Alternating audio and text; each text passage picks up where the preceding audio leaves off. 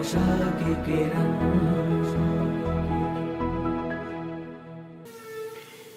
નામ ઘર સભા છે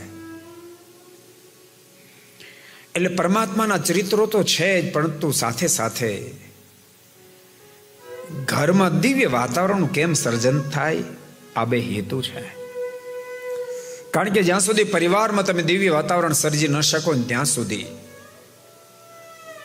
સુખના બધા જ વ્યવધાનો તમને પ્રાપ્ત થઈ જાય તો પણ અંતરમાં શાંતિ નો અનુભવાય. દુનિયાના બધા જ વ્યવધાનો કદાચ તમને પ્રાપ્ત થઈ જાય, 2-4 મિલિયનનું કદાચ હાઉસ મળી જાય, મર્સિડીઝ કાર, ઓડી કાર, મોટો બિઝનેસ, બધું જ મળી જાય, પણ પોતાના ઘરનું વાતાવરણ તમે દિવ્ય ન બનાવી શકો ત્યાં સુધી તમને શાંતિ ન થાય.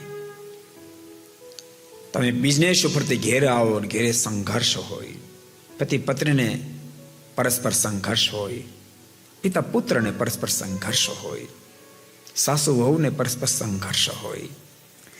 યાદ રાખજો, દુનિયાના કોઈ પદાર્થની તાકાત નથી સંઘર્ષની મધ્ય શાંતિની પ્રાપ્તિ કરાવી શકે. સંઘર્ષ વિરામ પામે ત્યાંથી શાંતિનું પ્રાગટ્ય થાય છે.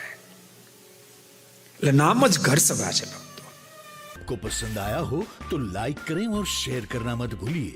सब्सक्राइब करें सरदार कथा चैनल को और बेल आइकॉन पर क्लिक करना मत भूलिए लेटेस्ट वीडियो सबसे पहले पाने के लिए.